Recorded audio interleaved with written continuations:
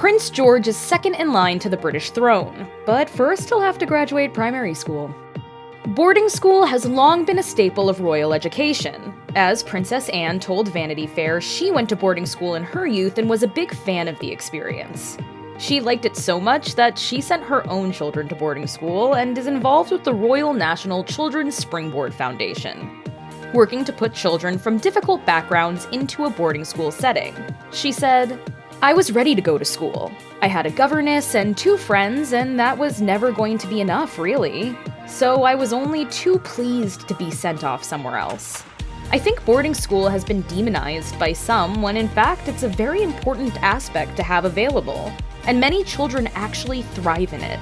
Not every royal was such a fan of the boarding school experience, however. Vanity Fair separately noted that King Charles III had a dreadful time at boarding school, preferring his own company given that he was relentlessly teased. He was made fun of for his larger ears and build. So Charles did not look at his school days fondly. However, it was his late ex-wife, Diana Spencer, who insisted on a different type of education for their sons, Princes William and Harry. Princess Di made it clear that she would be doing things her own way while a member of the royal family. The soft-spoken 20-year-old who married then Prince Charles transformed into a force overnight. And she made it clear when raising her 2 sons, Princes William and Harry, that she would be doing things differently. As noted by Hello magazine, William attended Mrs. Minor's nursery school in Notting Hill, England in 1985. This marked the first time that a future King of England entered the public school system. After his stint there, William attended Wetherby Prep School and then the independent boarding school Ludgrove School. Of her approach to normalcy and prioritizing the well-being of her sons, her former press secretary Patrick Jeffson told ABC News, "She made sure that they experienced things like going to the cinema, queuing up to buy a McDonald's, going to amusement parks, those sorts of things that were experiences that they could share with their friends."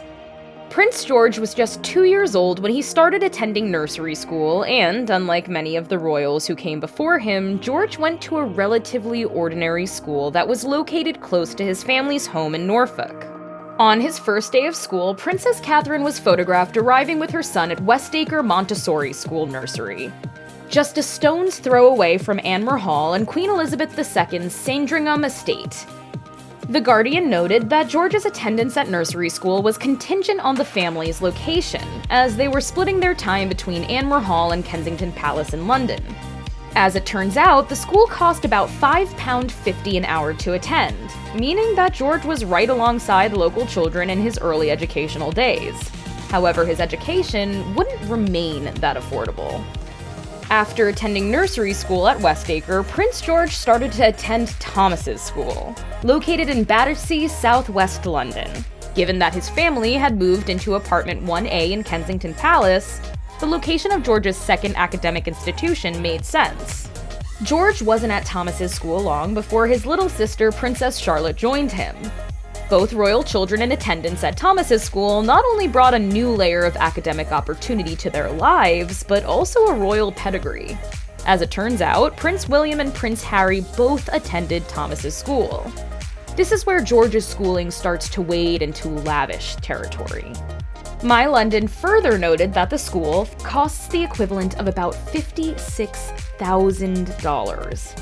Times that by 2 to include Charlotte, and you've got a hefty educational price tag that most people can't afford.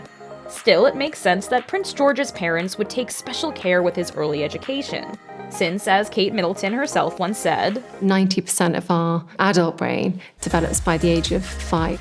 As Prince George got older, questions about his future as a potential boarding school student started floating around the headlines. As noted by Express, his father, Prince William, started boarding school at 8 years old. Once George turned that age himself, experts started to weigh in about his academic path, and if the Prince and Princess of Wales would decide to send him away just as many royal children before him. And while boarding school could be in George's future at some point, royal expert Duncan Larkham expressed his doubt that 8-year-old George would experience such an academic journey so young. It's my understanding that for some time, possibly even before George was even born, was that William was quite keen that any child he had wouldn't be packed off to boarding school. In order to assure that Prince George would be happy in his next educational step, Prince William and Princess Catherine set up a trial day for George at an undisclosed school. And teachers reportedly made a point to establish an in-style trial class for him, according to Express. While the name of the school was not announced at the time of the trial day, Express noted that William and Catherine had visited the institution at least 6 times to get a feel for the school. To the surprise and comfort of the school's staff, the children in attendance didn't really understand who George was. He was simply George, coming to shadow class for a day. Those children, mind you, were likely used to high-profile people around them. Express noted that the school was home to the children of wealthy European and Russian families. Rubbing shoulders with a royal, then, is par for the course. So what do you think, Rich? I think all we ever talk about is money. We should be having fun. The Prince and Princess of Wales' multiple visits and the trial day of school clearly panned out for the best, as it was announced in the summer of 2022 that Prince George, Princess Charlotte, and Prince Louis would all be attending the Lambrook School, located in Berkshire.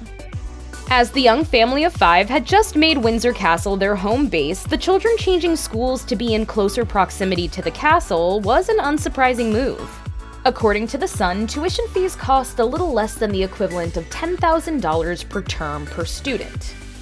A palace source further explained that the royal kids changing schools was in part to serve the purpose laid out by Diana Spencer all those years prior, creating as normal of a life as possible.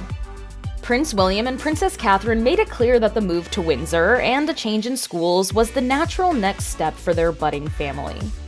On September 7th, pictures surfaced of Prince William and Princess Catherine accompanying Prince George, Princess Charlotte, and Prince Louis to their new school for the first time. Sadly, though, tragedy followed the next day. Buckingham Palace has announced the death of Her Majesty Queen Elizabeth II.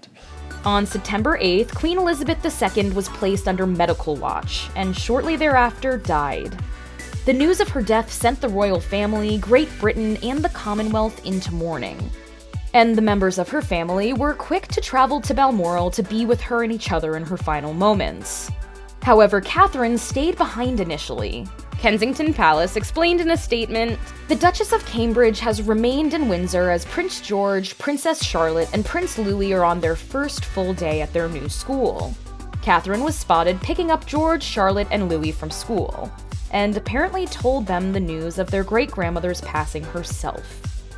While Prince George's first few days at Lambrook School were disrupted by the news of Queen Elizabeth II's death, he will likely thrive in his new academic environment. Making his time at Lambrook easier is that his siblings are attending with him. So what's next for the second in line to the throne? Well, as noted by Hello magazine, George will likely stay at the prestigious institution for the next 4 years. Lambrook educates students up until the age of 13, preparing them for the next steps in their academic plans. For George, this will likely be senior school. When it was his father's turn to go to senior school, equivalent to high school in the United States, he went to Eton College, a boarding school for boys, which he attended from the age of 13 to 18. This schooling will most likely prepare George to take his A-level exams and GCSEs, and we wouldn't be surprised if George attended his father's alma mater. Making it an even better option for George, Eton is just a stone's throw away from Windsor Castle. Prince George is only 9 years old as of the making of this video, so there will be quite a lot of stepping stones along his academic path. After Lambrook School, George will likely attend senior school, and then it would be time for university if he so chooses. Will he follow in his parents' famous footsteps? Well, it's anyone's guess. Although this does give us a little bit of an excuse to gush over university-era William and Kate, who were a young couple living with friends while attending the University of St. Andrews in Scotland. As noted by Vogue, the two bonded over a shared breakfast order, and they quickly caught each other's eye over time. William said on his 21st birthday, "It just sort of blossomed from there, really. We just saw more of each other and, hung out a bit more. If I fancy a girl and I really like her and she fancies me back, which is rare, I ask her out." Of course, the married duo are now the Prince and Princess of Wales, and are now within a stone's throw of the royal throne. So will George follow suit and attend St. Andrews? Or will he carve out his own educational path? Time will tell.